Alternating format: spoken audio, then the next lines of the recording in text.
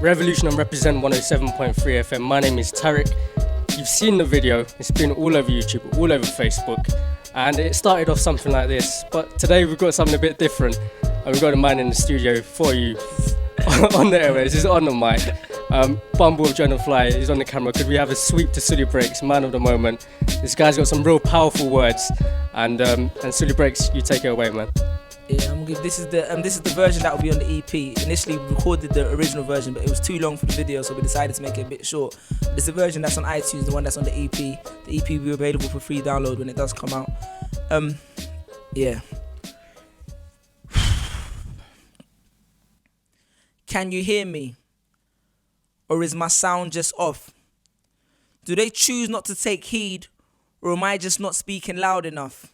Is this message overlooked because it did not come with a bird attached in its foot or in the form of a glorious book? We didn't find this message burning in the bush, scripture or novel. Neither did it come in a bottle.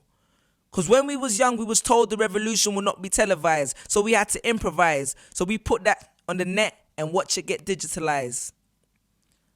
Right now, there is a kid finishing parents' evening in a heated discussion with his mother, saying, why does he have to study subjects he will never ever use in his life?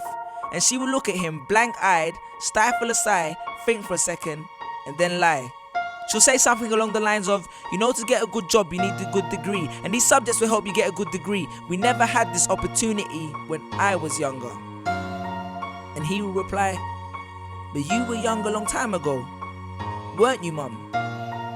And she won't respond, although what he implies makes perfect sense, that society's needs would have changed since she was 16.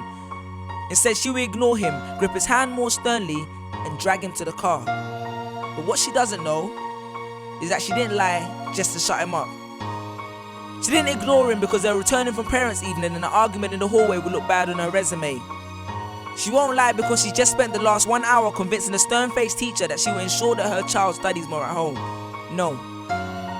She will lie simply because she does not know any better herself. Although her whole adult life she has never used or applied Pythagoras' theorem, pathetic fallacy, and still does not know the value of X, she will rely on society to tell her that her child, who has one of the sharpest minds in the school, is hyperactive, easily distracted, and wayward. Students, how many subjects, dates, and equations did you memorize just before an exam never to use again? How many A grades did you get which were never asked for when applied for a job? How many times do you remember something just 5 minutes after the teacher said stop writing, only to receive your results 1 month later to realize that you was only 1 mark short of the top grade? Does that mean remembering 5 minutes earlier would have instantly made you more qualified for a particular job? Well, on application form it would have.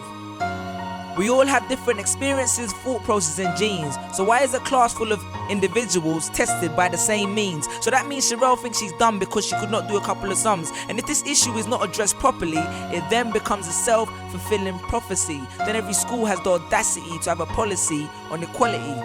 The irony. Exams are society's methods of telling you what you're worth, but you can't let society tell you what you are, because it's the same society that tells you that abortion is wrong but then looks down on teenage parents. The same society that sells products to promote natural hair, looks and smooth complexion, with the model on the box half Photoshop, has fake lashes and hair extensions, with pastors that preach charity but own private jets, imams that preach against greed but are all fat, governments that preach peace but endorse wars, that say they believe so much in the importance of higher learning and further education, then why increase tuition fees every single year? I believe Miss Jefferson when she took me into the office and said that my exams would be imperative to my success, because we was taught to always follow when Miss Jefferson led. But then I took Jefferson out of the equation, learned to think for myself. I realized we was taught to always follow when Miss led. The irony. Test us with tests, but the finals are never final, because they never prepare us for the biggest test, which is survival. And what I suggest is fairly outlandish, so I do not expect everyone to understand this, except for the kids who knows what it feels like to be worth no more than that D or that A that you get on results day. The ones whose best stories were never good enough for the English teacher, because apparently you missed out key literal techniques, did not follow the class plan, and the language was too informal for him to understand. But then he'd reference Hamlet and Macbeth, and you'd fight the urge to express your content by partially clenching your fist with only a medius finger finger left protruding in the middle of your hand and asking if he was aware that Shakespeare was known as the innovator of slang. Or the kid at the back of the class who thinks, why am I studying something that doesn't fuel my drive? But then when confronted with a maths problem, his eyes come alive.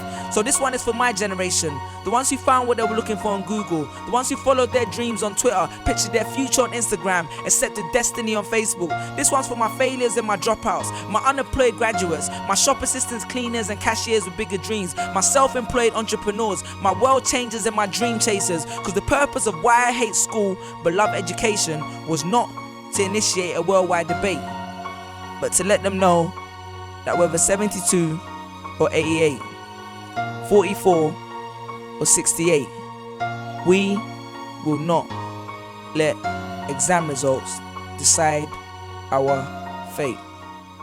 Peace. This is Suli Breaks representing UOSB, and you're locked into Revolution with Tarek, only on Reprezent 107.3 FM. Peace.